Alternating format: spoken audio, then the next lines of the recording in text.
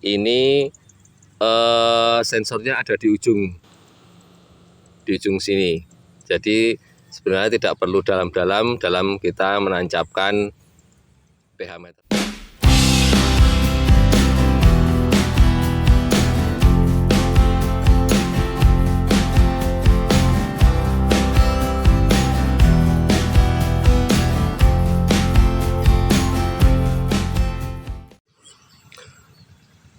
Assalamualaikum warahmatullahi wabarakatuh. Selamat pagi teman-teman semuanya. Selamat berjumpa kembali di channel Petani Bantul. Sebelumnya saya mohon maaf teman-teman, karena beberapa hari ini saya tidak bisa mendokumentasikan kegiatan saya di lahan karena memang ada beberapa masalah teknis.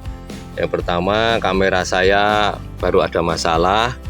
Kemudian yang kedua, kemarin untuk beberapa hari anak saya baru mendapatkan halangan jatuh dari motor, sehingga untuk beberapa hari kemarin saya tidak bisa ke lahan untuk merawat tanaman cabai saya.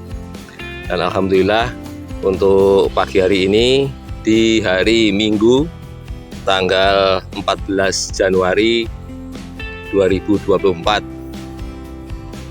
jam 8.00. Untuk kegiatan pada pagi hari ini, saya hanya akan sedikit mereview tentang pH meter, karena untuk masalah pH tanah itu adalah masalah yang sangat vital bagi keberlangsungan atau bagi keberhasilan dalam kita membudidayakan tanaman, terutama tanaman cabai. Jika tanah pH-nya rendah, drop, itu unsur-unsur hara yang pertama tidak bisa diserap dengan baik oleh perakaran, sehingga tanaman akan kekurangan nutrisi. Kemudian selain itu, dengan pH tanah yang rendah, jamur-jamur patogen akan berkembang biak dengan pesat, dan ini akan sangat membahayakan bagi tanaman kita, terutama nanti di jamur fusarium yang akan menyebabkan layu fusarium.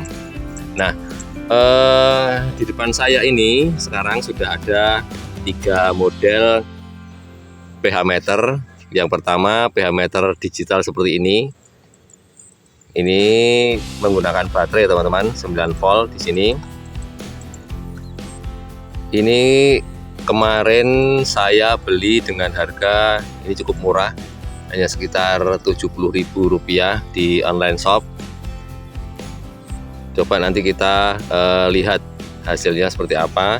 Kemudian yang kedua, ini pH meter berbentuk peluru seperti ini.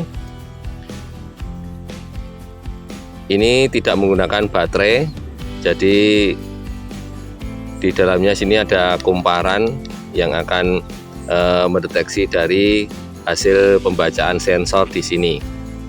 Nah, untuk harga pH meter yang ini kemarin saya beli sekitar 130 ribuan di online shop juga. Nah, kemudian yang terakhir yang ini. Nah, ini pH meter saya pinjam ya teman-teman dari petugas POPT. Jadi petugas pengendalian organisme pengganggu tanaman. Nah, kalau ini harganya sekitar 1,5 juta ya teman-teman. Coba nanti kita bandingkan hasilnya antara pH meter yang seharga 1,5 juta dengan pH meter yang seharga 130.000, jadi 1/10-nya lebih, dan yang harga Rp70.000. Dan untuk bentuknya sendiri dari segi fisik, untuk pH meter yang seharga Rp130.000 Ini bisa teman-teman lihat untuk sensornya di sini di logam kuningan ini berada di tengah. Jadi kalau kita nancapkan pH meter untuk mengecek pH tanah itu harus sampai dalam. Jadi minimal harus logam kuningan ini harus terbenam ke dalam tanah. Sedangkan untuk pH meter yang satunya ini sensornya ada di ujung sini. Jadi sebenarnya tidak perlu dalam kita menancapkan pH meter ini. Begitu teman-teman. Oke, kita langsung aja ya teman-teman. Kita cek aja langsung, kita tancapkan ke tanah. Terus ikuti channel Petani Bantul. Oke teman-teman, coba kita tes dulu di pH meter yang digital. Ini kita akan mencoba di satu lubang tanam sini ya teman-teman. Kita on-kan dulu di sini.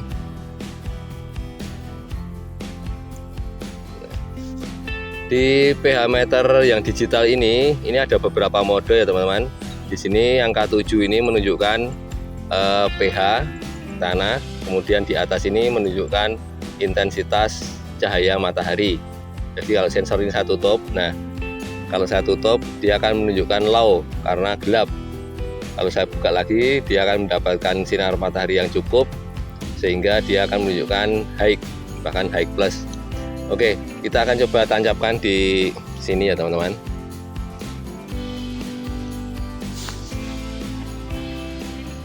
Nah, setelah saya tancapkan ternyata di pH meter digital ini angka menunjukkan 4,5. Wow, berarti menurut pH meter digital ini tanah yang di sini ini pH-nya 4,5, jadi sangat asam ya teman-teman.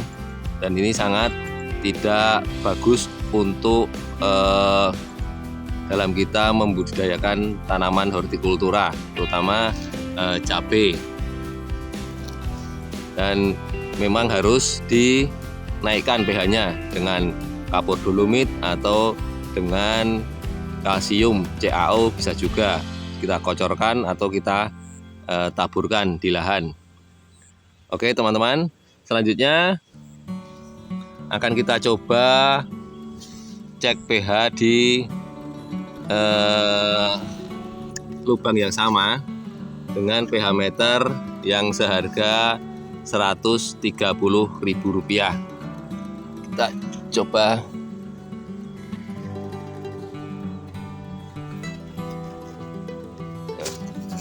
Kita lihat teman-teman, untuk jarumnya naik pelan-pelan. Coba dia akan berhenti di angka berapa. Angka 5 masih naik, angka 6 masih naik juga,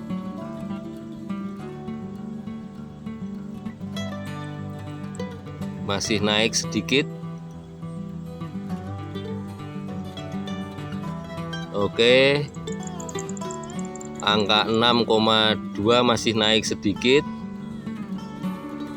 masih naik pelan-pelan mencapai angka 6/5, jadi 6,5. Dengan menggunakan pH meter yang ini kita dapatkan hasil pH tanah adalah 6,5. Nah, yang benar yang mana teman-teman? Saya juga belum bisa menyimpulkan ya. Dan sekarang akan kita coba menggunakan pH meter yang mahal, yang produk dari Jepang teman-teman. Kita cek yang seharga 1.500.000. Kita akan coba tancapkan di lubang yang sama teman-teman. Oke. Nah, kalau terbalik teman-teman, Kalau yang murah tadi dari angka kecil ke atas, dan kalau yang pH meter mahal ini dari atas atau dari kanan ke kiri arah jarumnya. Nah, di sini angka jarum menunjukkan di angka 5,8. Nah, di angka 5,8. Nah, dari ketiga pH meter di sini ternyata kita mendapatkan hasil yang berbeda-beda. Tentu saja ini bagi petani awam seperti saya juga, ini akan sangat membingungkan. pH mana yang benar? Yang 4,5 tadi itu terlalu asam, atau yang 6,5 tadi itu memang sudah lumayan bagus ya, mendekati 7, mendekati netral, atau yang 5,8 ini. Nah, kalau 5,8 ini masih dalam batas lumayan bagus ya teman-teman. Jadi tidak terlalu drop, tapi memang harus ditingkatkan untuk pH-nya. Oke, coba kita akan mencari satu lagi ya teman-teman untuk membandingkan di lubang tanam yang lain. Oke, kita cabut dulu. Kita akan geser ke lubang tanam yang lain. Oke, mungkin di sini ya teman-teman. Oke, di sini akan kita cek. Kita akan cek dulu dengan pH meter yang digital.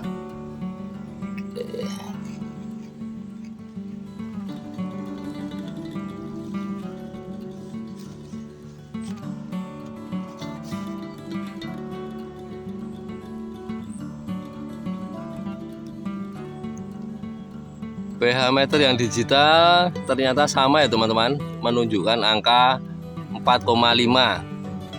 Nah, di angka 4,5. Oke, coba kita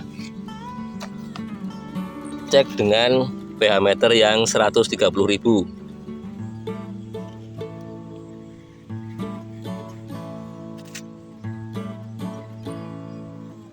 Kita tunggu teman-teman, jarum bergerak ke kanan pelan-pelan dari sebelah kiri ke kanan.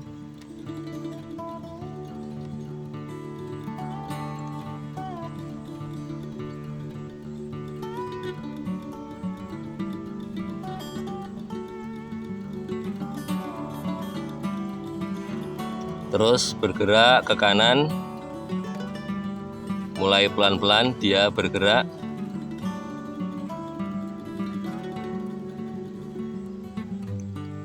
Oke, dia berhenti di angka 6,4 teman-teman. Ya, hampir sama dengan yang tadi ya, tadi 6,5. Oke, sekarang kita tancapkan aja di sebelahnya untuk pH meter yang Rp1.500.000. Oke, dia bergerak ke kiri, dari kanan ke kiri ya teman-teman. Jarum menunjukkan angka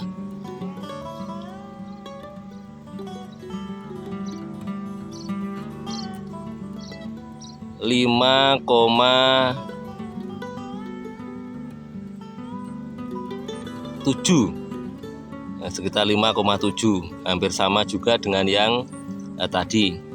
Oke, monggo teman-teman buat kesimpulan sendiri nggih, pH meter mana yang sekiranya lebih akurat.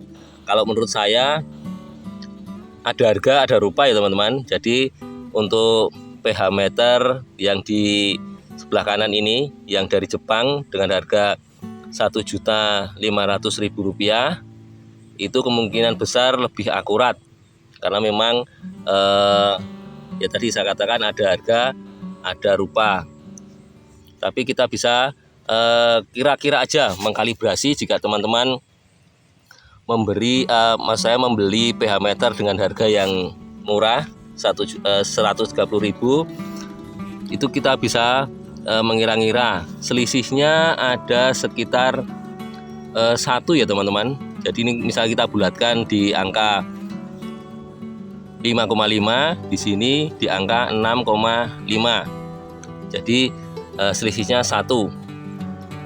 Jadi jangan sampai teman-teman mungkin sudah memiliki pH meter yang seharga 130 ribuan, itu ngecek lahan teman-teman dengan hasil yang bagus seperti ini 6,5 atau 7 bahkan, itu sebenarnya kemungkinan belum tentu pH-nya seperti yang ditunjukkan oleh pH meter ini.